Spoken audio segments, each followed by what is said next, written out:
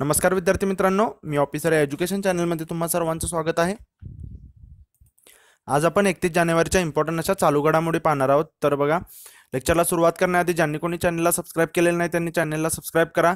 खाली सबस्क्राईब नावाचं बटन आहे, त्या बटनवर क्लिक केल्यावर तुम्हाला एक बेल आयकॉन येईल. त्या बेल आयकॉनवरती सुद्धा क्लिक करा, जेणेकरून नवीन व्हिडिओ अपलोड केला की तुम्हाला नोटिफिकेशन येईल. लेक्चरच्या एंडला आपण क्वेश्चन ऑफ द डे घेतो, त्याचं तुम्हाला आन्सर कमेंट बॉक्समध्ये मेन्शन करायचं आहे. तोच क्वेश्चन आपण पुढच्या दिवशी रिव्हिजन त्याची करतो. जर तुम्हाला हे लेक्चर युजफुल वाटलं, इम्पॉर्टंट वाटलं तर तुमच्या मित्रमैत्रिणींपर्यंत शेअर करा, तुमच्या व्हॉट्सअप टेलिग्राम ग्रुपमध्ये शेअर करा. चला सुरुवात करू आपण आता कालच्या क्वेश्चन पासून. बघा कालचा क्वेश्चन काय, भारतातील पहिल्या भौगोलिक संकेत स्टोअर किंवा भांडाराचे उद्घाटन कोणत्या ठिकाणी झाले. भौगोलिक संकेत बघा, जिओग्राफिकल इंडिकेशन स्टोअरचे उद्घाटन कोणत्या ठिकाणी झालेले आहे असं विचारलेलं आहे. तर याचं उत्तर आहे पर्याय क्रमांक 3 गोवा. WM इंटरनॅशनल एअरपोर्ट जे आहे गोव्यामध्ये तिथे झालेले आहे.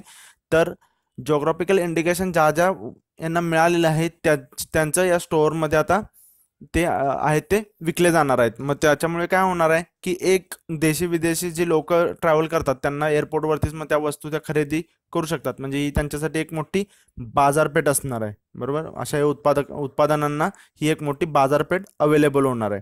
आणि याची जी घोषणा आहे, याची जी माहिती आहे ती सुरेश प्रभू यांनी दिलेली आहेत, नागरी हवाई वाहतूक मंत्री तसेच केंद्रीय वाणिज्य उद्योग मंत्री. त्याचबरोबर आपण गोव्याच्या रिलेटेडच्या ज्या न्यूज होत्या त्या सुद्धा इथे कव्हर केलेल्या होत्या. त्यानंतर GI टॅग जो की बिहारच्या सिलाव खाजाला मिळालेला होता.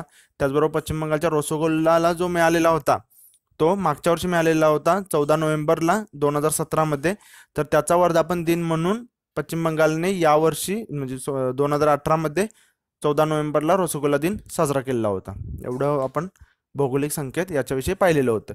चला सुरुवात करू आपण आता आजच्या न्यूज पासून. बघा आजची पहिली न्यूज काय, करप्शन परसेप्शन इंडेक्स 2018. तर हा करप्शन परसेप्शन इंडेक्स जो आहे हा पब्लिश कोणी केलेला आहे हे पहिल्यांदा तुम्हाला माहिती असणं गरजेचं आहे. तर हा केलेला आहे ट्रान्सपरन्सी इंटरनॅशनल या आंतरराष्ट्रीय संस्थेने प्रसिद्ध केलेला आहे. याच्यामध्ये बघा 0 to 100 असं जे आहे ते रँक केलं जातं, स्केल केलं जातं. त्याच्यामध्ये 0 जो आहे तो म्हणजे काय, हायली करप्टेड, आणि 100 जे आहे ते एकदम म्हणजे तिथे भ्रष्टाचारच नाही असं तुम्ही म्हणू शकता, व्हेरी क्लीन. तर बघा याच्यामध्ये भारताचा जो रँक आहे तो तुम्हाला महत्त्वाचा आहे, तो तुम्ही लक्षात ठेवायचा आहे. भारताचा रँक आहे 78. मागच्या वर्षी तोच रँक किती होता, 81 होता. तो आता 3 अंकांची सुधारणा झालेली आहे. मग याच्यामध्ये पहिला कोणाचा आहे तर डेन्मार्कचा आहे, त्यानंतर न्यूझीलंड आहे, आणि शेवटचा कोण आहे बघा तर सोमालिया आहे. सोमालियाच्या आधी मग सिरिया आणि दक्षिण सुदान आहे. आणि शेजारील राष्ट्र जर चीन पकडेल तर 87 आहे, पाकिस्तान 117 या क्रमांकावर आहे. एवढं काय तुम्हाला चीन पाकिस्तान लक्षात ठेवण्याची गरज नाही, पण तुम्हाला भारताचं किती आहे, किती अंकांनी सुधारणा झाली हे माहीत असणं गरजेचं आहे. त्यामध्ये बघा भारत इथे सांगितलं 3 अंकांची सुधारणा. आणि अमेरिकेचं एक विशेष होतं, हे न्यूजमध्ये पण आलेलं होतं, कारण अमेरिका टॉप 20 मध्ये असायची, तर टॉप 20 मधून ते आता 22व्या स्थानी गेलेले आहेत. ओके, आणि हे फर्स्ट टाइमच झालेलं आहे की अमेरिका टॉप 20 मध्ये नाहीये. ओके, एवढं जस्ट तुम्हाला माहित पाहिजे. आता इथं करप्शन परसेप्शन इंडेक्स आहे, करप्शनच्या रिलेटेड आहे. तर कदाचित मग असं तुम्हाला इंटरव्ह्यू वगैरे मध्ये विचारलं जाऊ शकतं की मग करप्शन रोखण्यासाठी तुम्ही कोणकोणते उपाय सुचवू शकता. तर तुमच्याजवळ ते उपायांची थोडीशी लिस्ट असणं, 3-4 पॉईंट तरी ॲटलिस्ट तुमच्याजवळ स्ट्रॉंग असणं की कशा पद्धतीने तुम्ही करप्शन म्हणजे रिमूव्ह करू शकता हे तुम्ही सांगू शकता. मग याच्या वेळेला तुम्ही डिजिटल वगैरे जे आहे त्याचा सुद्धा तुम्ही सहारा घेऊ शकता आणि सांगू शकता की डिजिटल वगैरे आहे जे आता चालू आहे, डिजिटल इंडिया वगैरे, त्याच्या थ्रू सुद्धा तुम्ही हे जे आहे ते करप्शन कमी करू शकता. आजकाल त्या ग्रामपंचायती आहेत त्या सुद्धा म्हणजे इंटरनेटला जोडल्या जात आहेत. मग सर्व जो डेटा आहे तो तुम्हाला अवेलेबल होतोय, मग त्यामुळे करप्शन कमी होते, अशा काइंड ऑफ तुम्ही सांगू शकता. आता इथे इंडेक्स आलेले आहेत. तर इंडेक्स कोणकोणते इंडेक्स, आता तुम्ही बाकीचे जे इंडेक्स आहेत ते सुद्धा तुम्ही इथे रिवाइज करणं खूप अपेक्षित आहे. मग आपण एक इंडेक्सवरती जे आंतरराष्ट्रीय इंडेक्स आहेत त्याच्यावरती एक लेक्चर बनवलेलंच आहे, ते सुद्धा तुम्ही प्लेलिस्टमधून जाऊन बघू शकता. इथे जस्ट आपण एक रिकॅप करू. आता इथे जेंडर गॅप इंडेक्स. ओके, तर जेंडर गॅप इंडेक्समध्ये भारताचा रँक किती आहे हे तुम्हाला पहिल्यांदा माहीत पाहिजे. कोण पब्लिश करतं हे माहीत पाहिजे. तर भारताचा जो रँक आहे तो 108 क्रमांकाचा आहे, जो की 2017ला सुद्धा सेम होता. ओके, हे जस्ट तुम्ही लक्षात ठेवा, हा सेम होता भारताचा. आणि हा पब्लिश कोण करतं तर वर्ल्ड इकॉनॉमिक फोरम करतं. ओके, याची जी सुरुवात आहे ती 2006 पासून झालेली आहे. तर जस्ट तुम्ही हे नोट करून ठेवा. आणि याचा जो आहे तो 4 निकषांच्या आधारावरती केला जातो. जेंडर गॅप इंडेक्स, आर्थिक, राजकीय, शैक्षणिक, आरोग्य, उपजीविका या 4 निकषांच्या आधारे हा जो आहे तो इंडेक्स ठरवला जातो.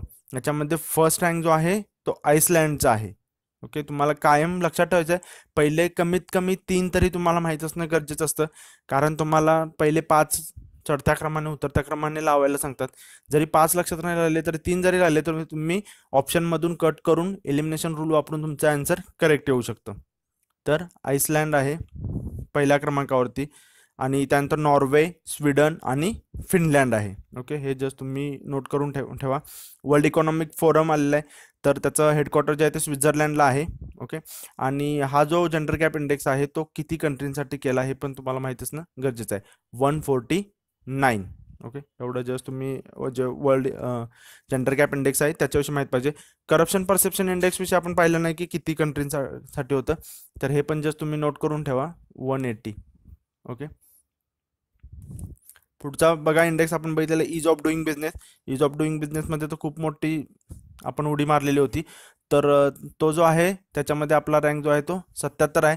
मागील वर्षी जो होता तो 100 होता, म्हणजे 23 पॉईंट्सची आपल्यामध्ये इम्प्रूव्हमेंट झालेली आहे. मग त्याच्यामध्ये फर्स्ट कोणता आहे?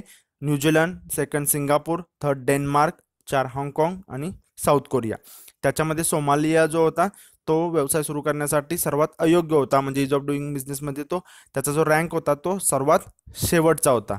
ओके, इकडे पण आपण पाहिलेलं होतं करप्शन परसेप्शन इंडेक्समध्ये सोमालियाच शेवटचा देश होता. म्हणजे बघा, तुम्ही कोरिलेट करून लक्षात ठेवू शकता की सोमालिया इज ऑफ डुईंग बिझनेसमध्ये पण शेवटचा होता, करप्शन परसेप्शन इंडेक्समध्ये पण शेवटचा आहे. अशा पद्धतीनं तुम्ही एक कोरिलेशन ठेवा, तुम्हाला ते इझी जाईल. त्यानंतर आपण पाहिलेलं होतं की वर्ल्ड हॅपीनेस इंडेक्स. ओके, तो वर्ल्ड हॅपीनेस इंडेक्स जो आहे तो 156 कंट्रीज, म्हणजे 156 कंट्रींचा जो आहे त्याच्यावरती केलेला आहे. मग त्याच्यामध्ये फिनलँड फर्स्ट आहे, second Norway, third Denmark, fourth Iceland आणि फिफ्थ स्वित्झर्लंड आहे. आता इथे वर्ल्ड हॅपीनेस इंडेक्स आलेला आहे, तर तुम्हाला माहीत पाहिजे की आनंदी विभाग स्थापन करणारे भारतातील पहिले राज्य कोणते आहे. ओके, असा क्वेश्चन तुम्हाला येऊ शकतो, तर ते आहे मध्य प्रदेश.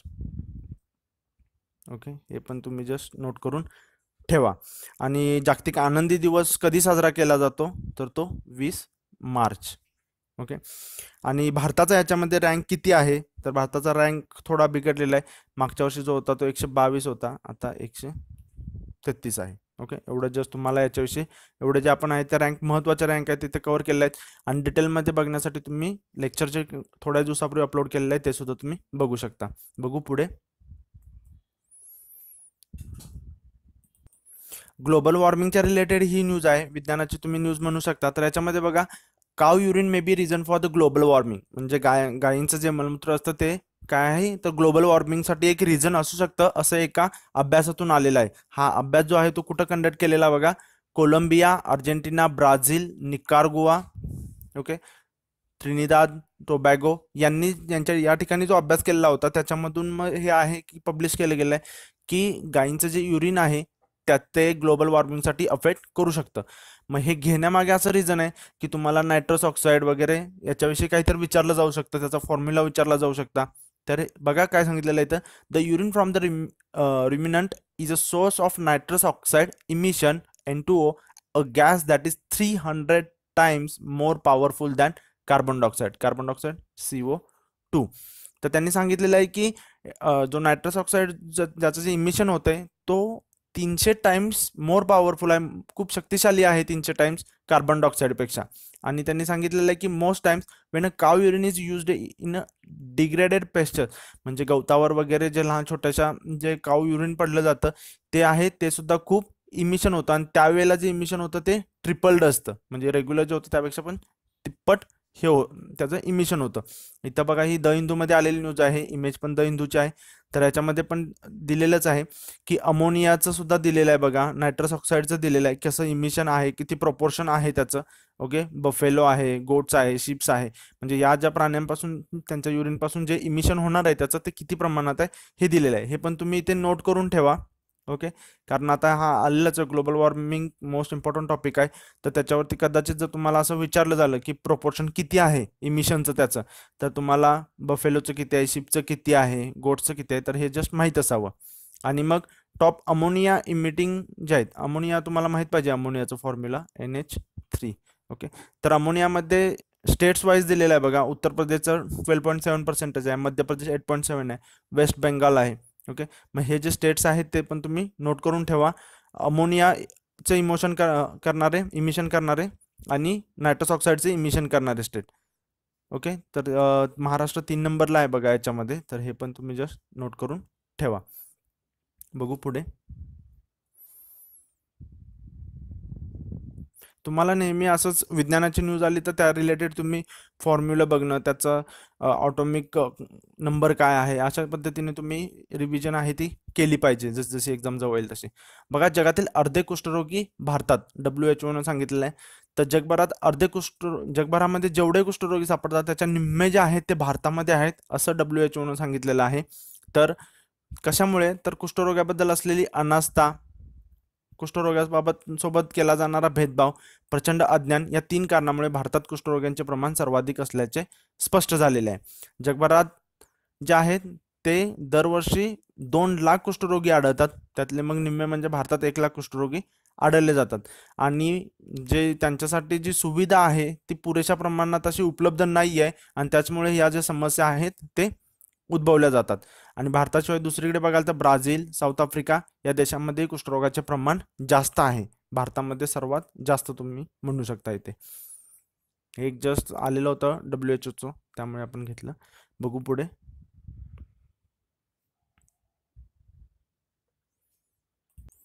एलिफंटा लेणी येथे आर्टिसन स्पीक या आगळ्या वेगळ्या कार्यक्रमाचे आयोजन. आता पहिल्यांदा तर एलिफंटा लेणी तुम्हाला माहीतच असेल की युनेस्कोचं जागतिक वारसा स्थळ आहे याला. आणि मुंबईमध्ये जे जे आहेत त्यांनी एलिफंटा लेणीला व्हिजिट दिली पण असेल. तर हे मुंबईमध्ये आहे, गेटवे ऑफ इंडियापासून मध्ये बोटने जायचं वगैरे. तर या ठिकाणी आर्टिसन स्पीक या आगळ्या वेगळ्या कार्यक्रमाचे आयोजन केलेले आहे.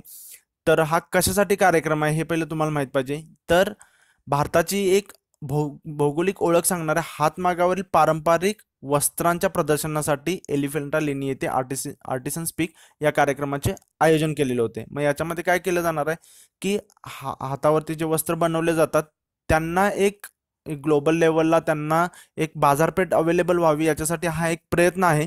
मग तो इथे एलिफंटा इथे आयोजन केलं गेलेलं होतं त्याचं. तर बघा, भारतातील हातमाग आणि वस्त्रोद्योगाच्या वैभवशाली परंपरेचे दर्शन इथं देण्यात आलं.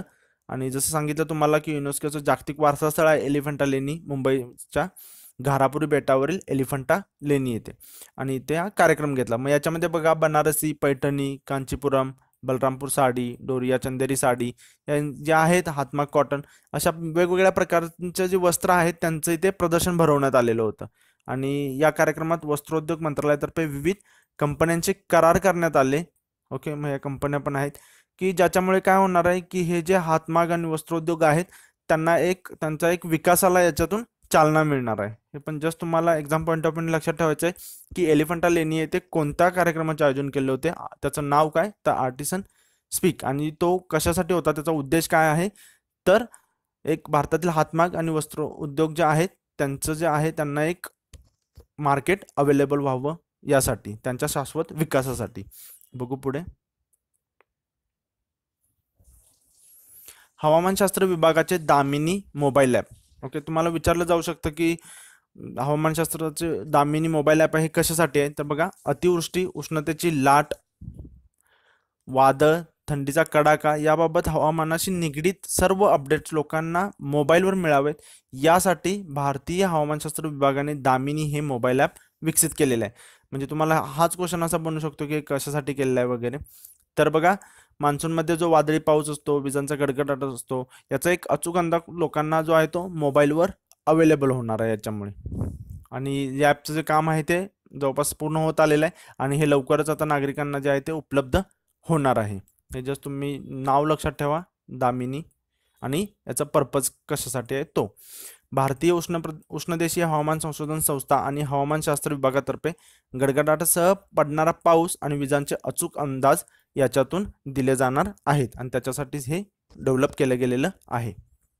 बघू पुढे. Question of the day. Question on the same topic आहे. अतिवृष्टी, उष्णतेची लाट, वादळ, थंडीचा कडाका याबाबतचे हवामानाशी निगडीतचे सर्व अपडेट नागरिकांना मोबाईलवर मिळावेत यासाठी भारतीय हवामानशास्त्र विभागाने कोणते मोबाईल ॲप विकसित केले आहे. आशा करतो तुम्हाला हे लेक्चर युजफुल वाटलं असेल, इम्पॉर्टंट वाटलं असेल आणि तुम्ही हे लेक्चर तुमच्या मित्रमैत्रिणींच्या व्हॉट्सअप आणि टेलिग्राम ग्रुपमध्ये शेअर कराल. भेटू पुढच्या लेक्चरमध्ये. तोपर्यंत धन्यवाद.